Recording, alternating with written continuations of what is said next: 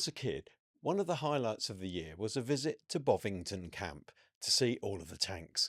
Since then, the Tank Museum has gone from strength to strength, and I've got, well, older.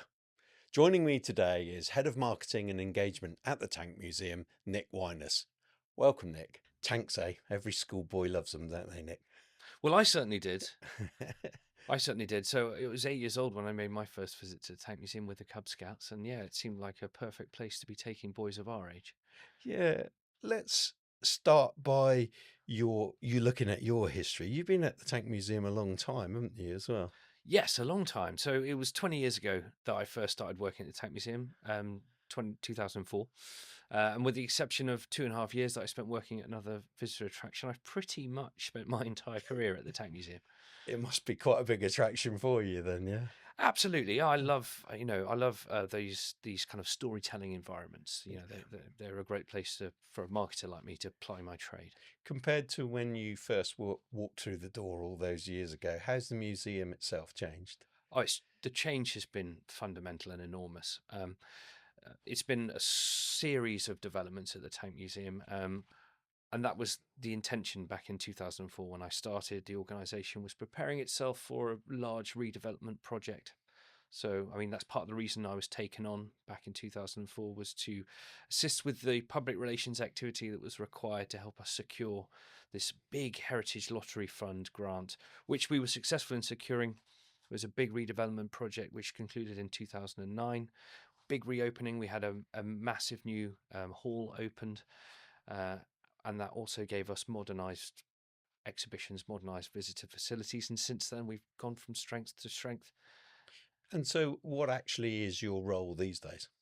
So I would summarize my role as being as the head of marketing. It's my job to make sure people are aware of the Tank Museum, as many people as possible are aware of the Tank Museum, and to make the proposition of the Tank Museum as attractive as possible. And what are the big challenges there? I mean, Bovington's in the middle of nowhere, for example, for those that don't know Dorset.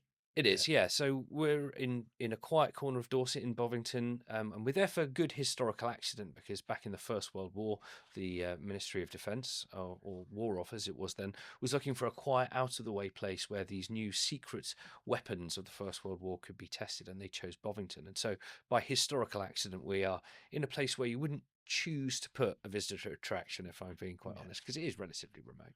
yeah, But the other big challenge is actually people's perceptions. Because we're a military museum, because it's a tank museum, I think there are people have unhelpful perceptions that just exist, don't they, about what a military museum is, what a yeah. tank museum might be. And then if you take that and put that in a very quiet corner of Dorset, just how sophisticated it might be. So people just don't realise sometimes that the Tank Museum is a modern museum that tells these exceptional human stories. And Yeah. obviously it's a tank museum, but those are artifacts that help us tell these amazing human stories through our modern exhibitions. You know, I'm really ancient, and I can remember going to the Tank Museum as a boy, and when you had your open days, I don't know if they were called TankFest then, but it was open days, and you could actually ride on the tanks, and in the actual museum itself, you could clamber all over it and get inside them. Yeah. That's not allowed these days, though, is it? No, of course, I've seen the photographs from the sort of 1970s, and it seemed like a heyday. People were able to climb Yeah. all over everything. But the trouble is, of course, tanks are pretty unforgiving objects. There's lots of hard edges. I've known more than one sort of colleague who's fallen off a tank and quite seriously hurt Yeah. themselves. So it's Yeah. probably to the good that that kind of thing just isn't allowed anymore. I like the way you said you've seen the photographs, and I thought I was in those photographs at some, All of those or flared similar ones. trousers. Yeah. Right. I don't know if I was in the ones you've seen, but so outline some of the events that you actually do through the year at the museum. Mhm. So the Tank Museum is open year round, and we're always busiest during the school holidays. We have lots of activities for families and children in particular during the school holidays. And those include the opportunities to see our tanks in action displays where we get the tanks out and run them around because there aren't many places in the world, perhaps fortunately, where civilians can see these things in action. Yeah. So it's quite a unique spectacle for people to see. Uh, we're perhaps most famous for our major fundraising event, which is TankFest. That Mhm. happens every year in June. It's a 3-day event, has 25,000 people attend, and these people are coming from all around the world to see what is the world's finest collection of historic running armour. We also have 2 Tiger Days each year, and those are events which are hung around one specific exhibit, which is probably our most famous exhibit, which is a World War II German Tiger tank, which is the only running example in the world currently. And we also have model shows and that kind of thing a couple of times in the year. So yeah, we've got lots of different things going on throughout the year. You've got two main income streams, haven't you? Can you tell me about those and why they're both so important to you? So the majority of our funds are raised on site at the museum. The Tank Museum is a registered charity, and the way we raise most of our funds is through the ticket prices, through paying admissions. And of course, if we've got a shop and we've got a restaurant, and like any visitor attraction, we do what we can to sort of raise funds from the customers when they come and see us. But what's become more important, well, not more important, what's becoming more and more important for us is the revenue that we're generating online from a combination of our online content creation activities and also from avenues such as e-commerce and brand sponsorships. Or what made you look at those revenue streams? Obviously, getting people through the doors is obvious, but your remote income stream, if you like, what made you look at that in the first place? It was partly an accidental end result of a journey that we've been on for, since I've been working at the Tank Museum, really. I think when I first started at the Tank Museum, it was very clear that, not enough people knew what the Tank Museum was, where we were, and all that sort of thing. So we had a bit of a fame problem. So underlying any of our marketing strategies has always been this idea that the Tank Museum needs to be more famous. We need to constantly be finding ways to get the name of the Tank Museum out there and get our stories out there. So as an organisation that don't have a huge sum of amounts of money to be spending on advertising and that kind of thing, we really focused on public relations activity, media relations activity to get our stories out there. And when social media came around, sort of 2008, 2009, this was absolutely brilliant for us, because finally we had a means where we could share our stories with people online who would be potentially interested in them without the filter of having to go through media organisations and editors' filters and that kind of thing. We could speak directly to potential enthusiasts in our subject area. And YouTube's played a big part in that, hasn't it? I know, because of my background, quality video production costs a lot of money. But how have you turned that cost into an income stream? It's been a long journey, a long evolution and a long development. So we started using social media channels like Facebook and Twitter or X or whatever it's called this week, like everybody else does. And YouTube arrived in about sort of 2008, 2009, didn't you? And I was particularly excited by YouTube. I spent a lot of time, and I still do, spent a lot of time watching YouTube videos. It's a great way. It's a very democratized form of media content creation, isn't it, really? And it's a great way, again, to find and seek out audiences that have these niche interests. And obviously, tanks and military history is quite a niche interest. The other advantage that we have as a tank museum is that our objects are very big. They're, visually quite spectacular, and they move as well. So it always seemed like video would be a good way to tell our stories online in the most impactful way. So we started making YouTube videos. And initially, of course, like everyone using YouTube, we weren't spending a lot of money on that video production. It was all very much a do-it-yourself enterprise. And in fact, some of the earliest YouTube videos that are still on our channel are ones that I sort of hacked together myself with just the equipment I owned personally. I had a little video camera and a little bit of editing software on my PC. But I think, to be fair, back in the day, there was an awful lot of people, as YouTube appeared and grew, a lot of companies were doing stuff themselves. And I remember saying to a lot of our clients at the time, look, what you put out there is what your company brand represents. And you need to up your game. And I suppose that's what you did ultimately. Absolutely. And I appreciate, what we were doing is a complete anathema to sort of your line of work. And there's a place for everything, but I think because it was considered a social media, and that's one of the key changes on YouTube, I think, in recent years, because it was considered a social media, is there was an expectation that production standards would be a little bit ropey, and the videos wouldn't be very long. Early days of YouTube, you couldn't upload anything that was longer than 10 minutes anyway. and you could get away with bad lighting, bad sound, and the kind of, it was almost like watching other people's home movies Yeah. in many respects. And what we've seen over the ensuing years is YouTube is becoming more competitive, more and more professional. And I'm sure you've looked at stuff which Yeah. independent content creators are making now, and the It's fabulous. standards are extremely high. It's Yeah. 4K, it's in like amazing Yeah. audio mixes and that kind of thing. And I think sorry to interrupt. I think the hardware to make these videos. I mean, even an iPhone or other brands are available, but even an iPhone, you can make such fabulous video now. That's right. That's right. Yeah. It's getting easier and easier. The barriers to entry are a lot lower, and that's Yeah. why we've been able to do it. Really, is because we're able to afford, a pretty decent laptop running, off the shelf Adobe software. Other software is available. Yeah. Yeah. And yeah, it's relatively easy for people to use this software. To put that in some kind of context, I've been running Hallmark Broadcast since 1988, and the first edit suite was conventional tape to tape editing, so it wasn't on a computer. First edit suite that I invested in was £100,000. Wow, yeah. And that's in 1988. You could, the quality these days is not even comparable. That today outstrips it by a million times, and you could do the same for a few hundred. Yeah, and it's quicker as well, Yeah, isn't yeah, it? Right? oh yeah. Because I remember using those reel-to-reel Yeah, sort yeah, of yeah. machines in college and that kind of thing, and it's so much quicker. So that's what's made it possible for organisations and, of course, the independent content creators to make good stuff. Give us an idea of what kind of investment do you make into your YouTube video, say over a 12-month period? Do you have a budget for that? Yeah, we've got a budget, and mainly it's the people that create that content. Obviously, like everybody, we have to buy equipment and kit, but I'm a big fan of the second-hand market, and we'll buy things off Facebook, for example, to keep our costs down. We've also been very lucky in the past that organisations like the National Heritage Lottery Fund have been impressed by what we've been and have been willing to support it by supporting the purchase of equipment. For example, we've been able to buy like a live streaming deck, which was a couple of £1,000 as a result of grants that they've given us. So very grateful for that.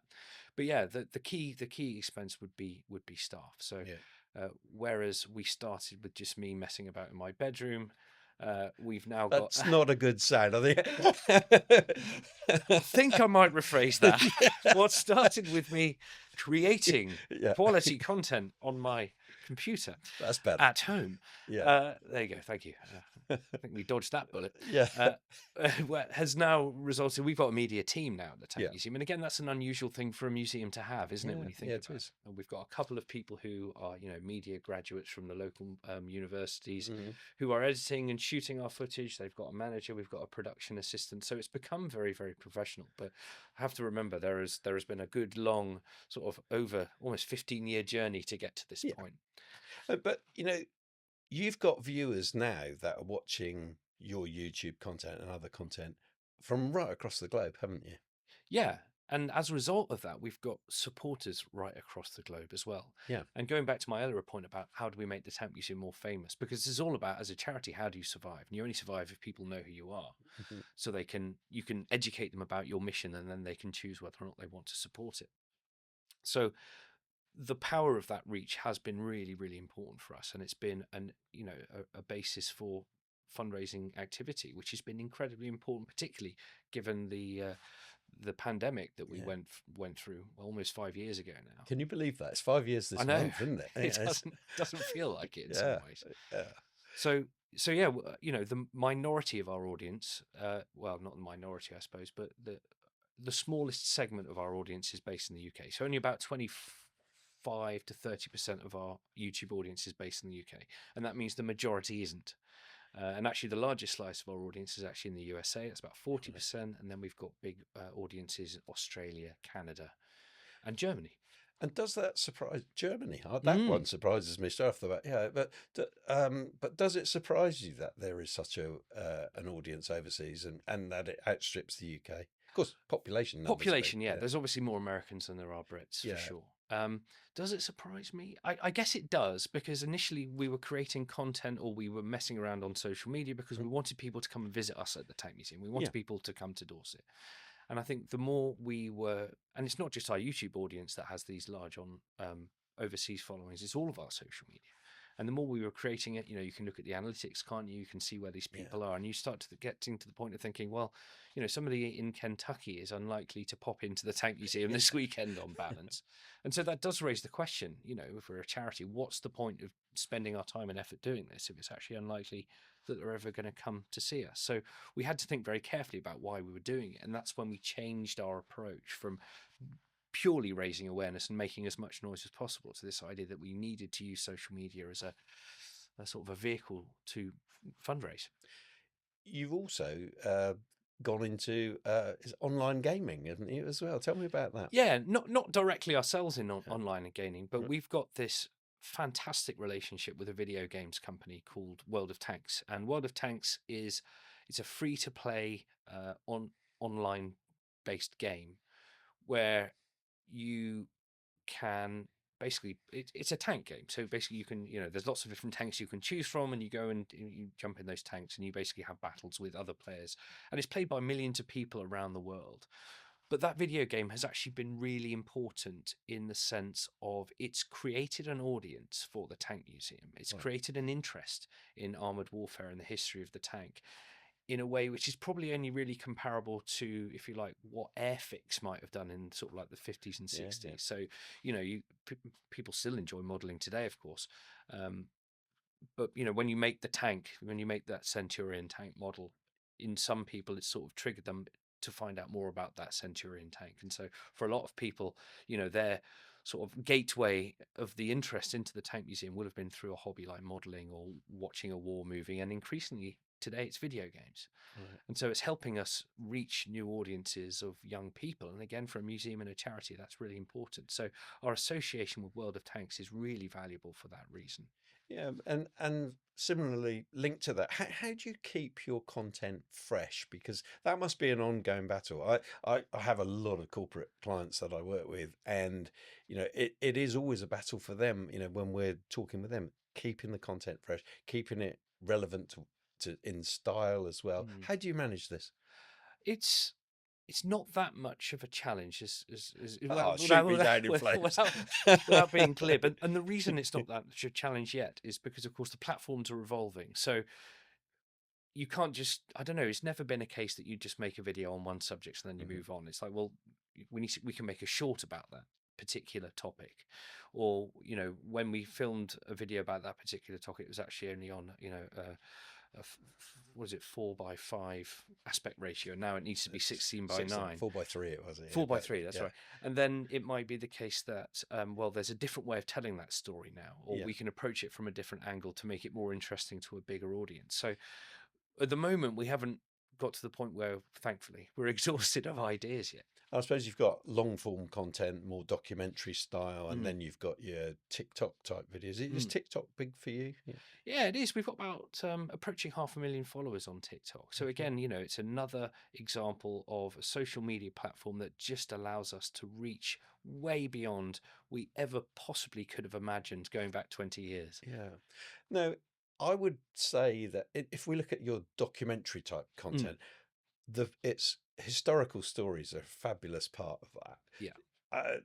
How difficult is it to get to research those stories? I know from personal experience, it takes a long time. Yeah, It can do. It can do, absolutely. And, we are also, as a museum, we're under a lot of pressure not to get it wrong. And, there's lots of detail and things like that in when you're talking about, military vehicles like tanks and things that we it's very easy to get it wrong. And of course, people love pointing it out when we get it wrong, of course, which is fine. But because we're a museum, we're already halfway there. We've already got these incredible stories. We've already got a lot of experts who know what they're talking about and can point us in the direction. So, I suppose that's the advantage that we have about more traditional documentary makers, is that we can short circuit a lot of the process and get access to it a lot quicker and easier. Of course, a lot of the stories, would have related back to World War II, particularly, and we've seen very recently that the last pilot from Battle of Britain died recently. That is that a challenge for you as well? Because people, people are dying off. That's a fact of life. And how does that impact on you? I think for me, exposes one of my kind of big professional regrets, really, which is not getting more seriously into video sooner. Yeah. One of my sort of best memories, if you like, of working at the Tank Museum was particularly in those early days. There were still quite a few World War II veterans Mm. around, and they were regular visitors, and we knew a lot of them, on first name terms. Yeah. And I was always slightly in awe of those World War II veterans because they're just different sort of level, aren't they? And Yeah. what they Yeah. experienced, what they volunteered for as well. That's what I think a lot of people forget. That's right. And I wish that we'd had the foresight to take more of that down on video, because it would be, not only would it be useful now, but we've lost that. We Yeah. won't ever get that opportunity again. It's actually very close to home that you've mentioned that, because my father died about nearly 20 years ago now, but he fought in World War II, and he never ever talked about it, PTSD, that sort of thing. Yeah. He was D-Day. Mhm. And you know it was actually only on his deathbed that he finally told me how he got his injuries that he suffered, which were really terrible. Yeah. And you know and I to this day regret not getting him, I mean, especially with my background, not getting him down and sitting down and talking to him about it. But I was always sort of mindful that he didn't want to talk about it. Absolutely, yeah. Apart from social media, what other ways do you look to grow your audience? I mean, we're a visitor attraction, so Yeah. we market ourselves in the same way that any other visitor attraction would. We've done TV advertising, we've done radio advertising, and we do a lot of online advertising. Of course, no self-respecting visitor attraction would not have a leaflet, Yeah, of even course. Yeah. to this day. Right. Do they still work, do you find? I believe they do, because Yeah. I still find myself when I'm in a Yeah. strange town or city, wandering up to the leaflet rack and just having a little look and seeing what's around. And a lot of our audiences, probably over 50%, aren't based within 2 hours of the Tank Museum. Yeah. They'll be coming to Dorset on holiday. Yeah. Our busiest month of the year by far is August, because of the fact that Dorset is an important domestic holiday destination. Yeah. So a lot of people are completely unfamiliar with the area. So it's important that when they are coming to the area, they know that the Tank Museum is there for them when it's raining. Well, one of the challenges of Dorset, I mean, I've lived here pretty much all my life, apart from moving away for a few years. But one of the challenges that Dorset has always had is that it's been like a through route to Devon and Cornwall, isn't it? And does that, or has that really impacted on the Tank Museum over the years? And have you sought to spread your network to Devon and Cornwall to get people that aren't necessarily going to stay here? We try and advertise ourselves within a kind of 2-hour drive time radius of the Tank Museum, and that's one of those consistent things. But there's no question that all visitor attractions in Dorset are very dependent on the strength of Dorset tourism. Yeah. And that's why promotion of Dorset as a tourist destination is so important to us. But also that's why, we were keen to use our online reach as a source of revenue, because we wanted to almost de-risk ourselves from being so reliant on one source of revenue. Do you have much interaction with other tourist attractions? Because if you do, what have you learnt from them? From other tourist attractions, we have a lot of the common challenges. We all struggle with things like recruitment. We all struggle with, things like VAT, and we've got a lot of those kind of traditional small business headaches and that kind of thing. And we all, suffer with fluctuating visitor patterns, and we all suffer with weather and all of that kind of stuff. So I think it can be good to get together with our visitor attraction colleagues and basically bemoan our fate sometimes. Have a good whinge. Have a good moan. Yeah. Looking forward, social media is ever evolving. It's ever changing. You've got to keep at the forefront of it. What are the challenges that you face regarding social media exposure moving forward? What do you think is going to be an issue?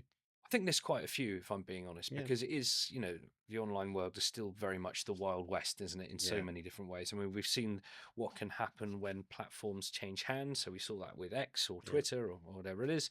And obviously, how one owner can have a potentially very negative impact on how that platform works in its ecosystem. So that's always going to be a risk. And we also have a risk of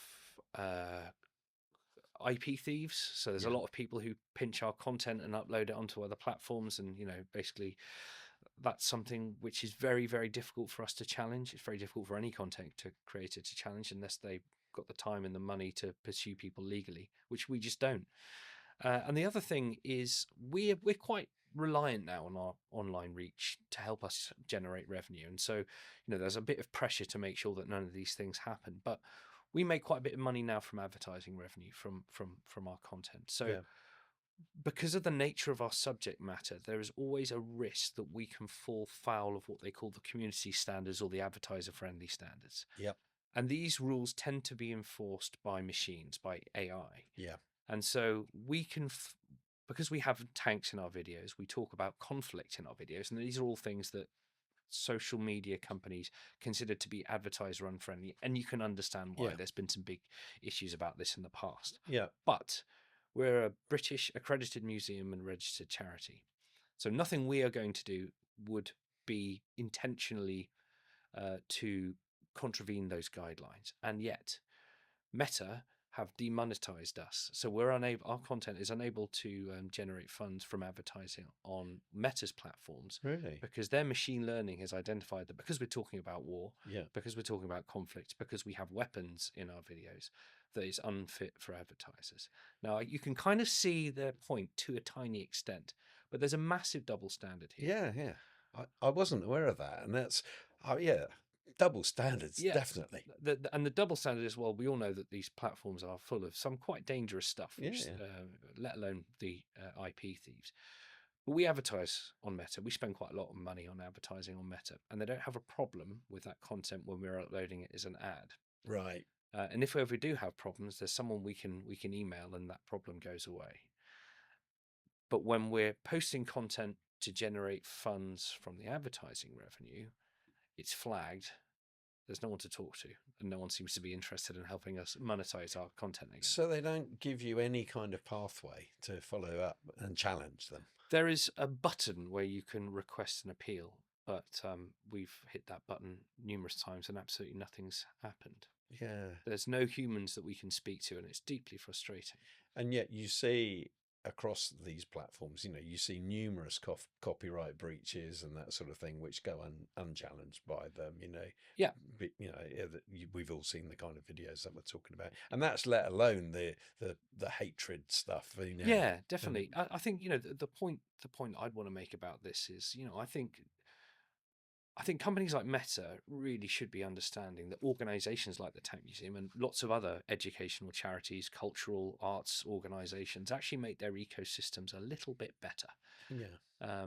We should be considered trusted content creators, and therefore we should be treated differently from the grifters and the Yeah. IP thieves and that kind of thing. So I find it slightly frustrating and a little disappointing that we're not. Yeah, I think it's a really good point, actually. It's like they should have almost a tiered status that Yeah. you can achieve. So we Yeah. have that on YouTube. We have Yeah. something called a partner manager Yeah. at YouTube. And so, because they have probably very similar systems, Mm. things like, obviously we talk about World War II history. So occasionally, we don't overdo it. We never do it intentionally.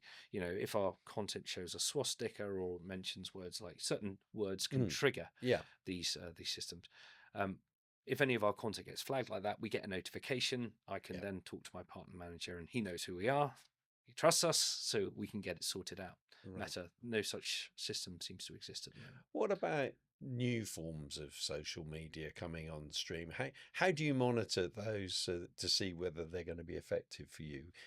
So, I mean, it's important that we all keep an eye on what's going on. So I put my social media addiction down to the fact that, well, I need to do this because it's part of my work, it's part of my livelihood. So we're always keeping an eye on what's going on. And a good example of that is sort of the kind of rapid rise of TikTok in the last 5 years. We wanted to get onto that as soon as we possibly could, but you never really know what the value is going to be, if that makes sense. Yeah. And the Meta platforms are obviously the giants. YouTube doesn't appear to be going anywhere anytime soon, but there does come a point where there's such a proliferation of different social media platforms that any organization, if they want to be any good, really just needs to pick and choose the ones that they feel they can be most successful on. So it's not a case of somebody opens up a new platform, we're going to jump on it straight away. We'll step back a bit, see what the value is to us, and then figure it out. Along this journey, what surprised you? I think the fact that our YouTube channel has had over 400 million views has it's always a bit like, wow, that's actually quite a lot, and it's quite rewarding, of course, as well. Yeah, yeah, And it shows that not only is our subject matter something for which there is an interest and an appetite in around the world. I think it's also testament to the quality of the content we're making, because people think yeah, it's worth watching. And you'll know, as a creator yeah. yourself, that if there's nothing better, it's not just the production, is it? No, no, You no. want the audience to react and get their feedback, and Oh, that's really rewarding. I love interesting stories. Mm. People just fascinate me. With the knowledge that you've gained over however many years it is now, it's quite a long time. With that knowledge that you've gained, what would you have done differently?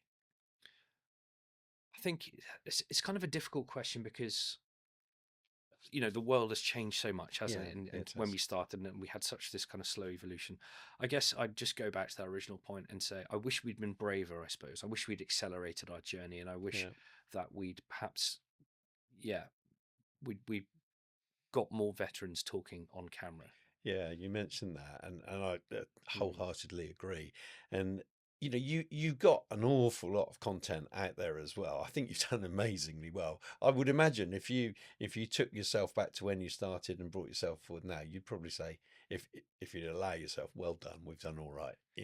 Yeah, no, we're all extremely proud of what Yeah, we've achieved. I mean, we're the leading museum on YouTube, not just in the UK but in the world. yeah, I'm very aware that what we've done with this creator economy model is something which is no other museum is doing that. It's extremely innovative, really, yeah, to be using content creation as a form of fundraising rather than simply just a way to gain attention is very innovative. And we've won awards for it. And of yeah. course, that always makes you feel You've a been little invited pumped. to speak about it, haven't you, at other events and things as well, haven't Yeah, that's right. It's something, the museum sector is under a lot of financial pressure, and COVID didn't do it any favors at all. you? There's so many pressures on the sector. Costs are rising. Mm-hmm. Audiences are harder than ever to engage because there's so much competition.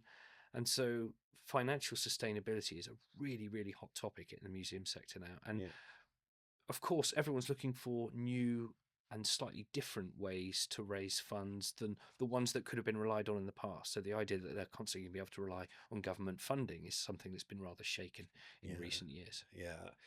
How important are celebrities and, I hate the word, but influencers these days? How important to you? They can be very important, and we've used a variety of celebrities and influencers in our promotional material. I mean, I don't know if you remember from our local TV advertising campaigns about 10, 15 years ago, we were lucky enough to have James May presenting Oh, our right. TV ad. No, okay. Yeah. I mentioned radio advertising in the past. We've been fortunate to use Brian Blessed, the great Oh, Brian yes. Blessed. Oh, He's a yeah. perfect voice, Yeah. a voice for us. But in our YouTube videos as well, we love working with people who share our passion for military history. And Yeah. you'll be surprised at some of the names of people out there who are secret military history enthusiasts. Yeah. We were talking about Al Murray earlier, of course, as Yeah. a comedian, but also a really big military history enthusiast. He's appeared in some of our videos on YouTube. And of course, what they bring to us is almost like that borrowed authority, isn't it? Yeah. Really, people who are out. The idea is that people who are Al Murray fans will see Al Murray doing a video at the Tank Museum and say, "Oh, that's interesting. I like Al Murray. I might like the Tank Museum," and so that grows. So all of influences, whether you've heard of them or not, are important to our work. How do you cater for the fact that visitors to the museum, they're looking for a completely different experience to somebody Mm. who's watching you online? How do you look at those as two distinctly different audiences? Yeah, it's something that not everyone understands at first, but if you imagine our online audience is very much the tank enthusiasts, these are people who have a hobby or a passion for tanks, in the same way that there are people with hobbies or passions for airplanes or trains or fishing or whatever it happens to be. Military history is their hobby. We're very aware, of course, that on the museum, the majority of our visitors are people, on holiday in Dorset. So they're only going to have a more casual kind of passing interest in the subject matter. And in fact, we've estimated that proper tank enthusiasts probably only account for about 10 to 15% of our visitors every year at the Tank Museum. whereas online that's 100%. Right. So the people who are visiting us are just people who, they're in the area, they're on holiday, they've heard the Tank Museum offers a really, really good day out, as much as a really sort of fascinating educational experience, if you know what I mean. So, Yeah. but within that, there are two different sort of needs, but those intersect in the middle of that kind of excellent experience, whether it's online or offline. And data analysis of Mm. people watching you, you already touched on it earlier. How important is data analysis to you, and what kind of strategies do you employ to analyze that data Mm. and utilize it? So for any business really, it's Mm? important that you understand who your customers are, who your visitors are, because that helps you understand how effective you're being at getting the message across and how effective you're being at targeting those people in order Hmm. to make sure that you get the most people through the door. One of our most important forms of research that we spend a lot of time on is really understanding what people think of us when they've been. So, obviously, if you're a visitor attraction, it's very important that you've got happy customers. So, we read every single one of our TripAdvisor reviews, we read every single one of our Google reviews, and we look for patterns and we try and address things that come up as consistent patterns. Yeah, it's the power of social media. I had an incident at home recently where I had an electrical appliance broke down in what I considered to be a short term. I was getting nowhere with getting it fixed by the Mm. manufacturers, and it was a premium product. So I put a post on social media. Within 24 hours, I had one of their. I name tagged their UK CEO in the Mm. post, and within 24 hours, I had one of their directors, Mm. and this is a big international company, phone me and apologise, and they've come in. They came and fixed my Yeah. kitchen appliance. But You're right. There is a rather dark power of social media in that yeah, sense, isn't it? But I think it shows how important all companies take their reputation when it comes yeah. to social media. What about uh, exhibits? Hmm. What plans have you got to bring in new exhibits to keep the museum itself fresh? Yeah. So we are interestingly at the moment, all museums will have an issue when it comes to how they manage their collections. So obviously, and in our case, tanks are big objects, right? Yeah, We've added a lot of display space in recent years, but there's actually a limit to how much display space we can reasonably add. So when you've got large metal objects like we do, and you're in a coastal area like we are, those objects will degrade unless they're inside, they're covered, they're in stable environmental conditions, basically. The problem is that building has got a lot more expensive, even in the last sort of 10 to 15 years. In fact, we were looking at a building project which is relatively small in comparison to a building project that we did to 15 years ago, but it's almost 3 times the price, to give you an idea. yeah, It's pretty frightening. So all museums are having to sort of balance this idea of uh, how they appropriately display their collections for the public to see, how they look after them appropriately, and the extent to which they can buy more space to house them appropriately. So there's a lot of challenges going on across the sector at the moment. It's about how we manage our collections. So I think at the Tank Museum, I think we have we collect a lot of things, and actually we have to be a bit more careful about what we collect, why we're collecting it, and how we display it. So we are going through a bit of a phase at the moment where we are not rationalizing our collection, that's not the right word, but we're taking care to make sure that what we've got is appropriate for our collections policy. So there are certain things that we're supposed to collect, and yeah. sometimes we've taken that a little bit broad. So what happens at the end of life then of Mhm. one of your tanks? Where does it go to? So we're an accredited museum, so that means we follow the standards which are sort of laid down as part of the accreditation standard, and that's Mm, something which the government awards.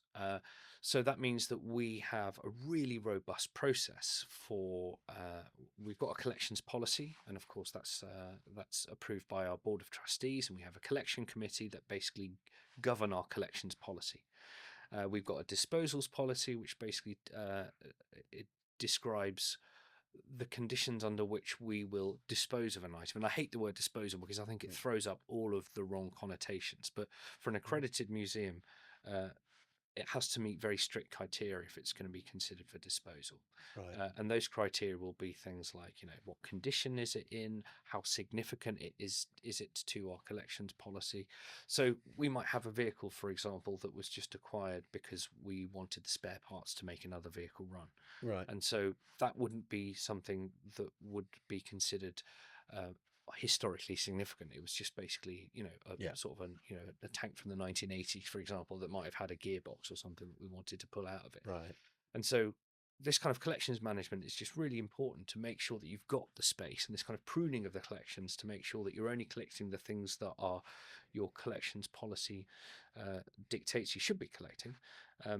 Is important so you've got space to collect things in the future. You're a storyteller, Nick. That's we met for the first time this morning, but it's clear that you like telling stories and you like listening to stories. Give me 2 different stories that you've heard and have been involved in during your time at the Tank Museum that you regard as the most memorable. I think it would have to be veteran stories, the stories that veterans have told me that just blow you away sometimes. So there was one chap who was a very humble man from Northamptonshire. He volunteered in the Second World War for the tanks because he basically didn't like Hitler. Right. Which is a good reason. Yeah, It's a very good reason. Yeah. And he found himself training in Bovington, and then he was sent off over the Channel just after D-Day, and found himself in his first action.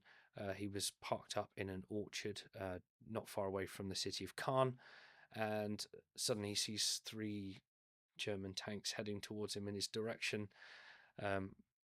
Moment of sort of panic, I imagine, as these vehicles are spotted and everyone sort of jumps into action. And he's a gunner in his particular tank. He's only fired a couple of training rounds before this point, but within sort of half an hour, his gunnery has destroyed those 3 German tanks. God.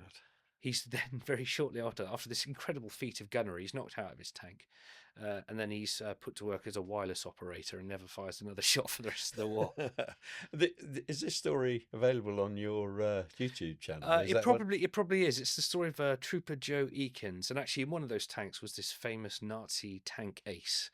Right. So there's a bit of controversy about whether it was his shot that knocked his tank out and that kind of thing, but it's still a fantastic story. Yeah. Let's say it was. I like it.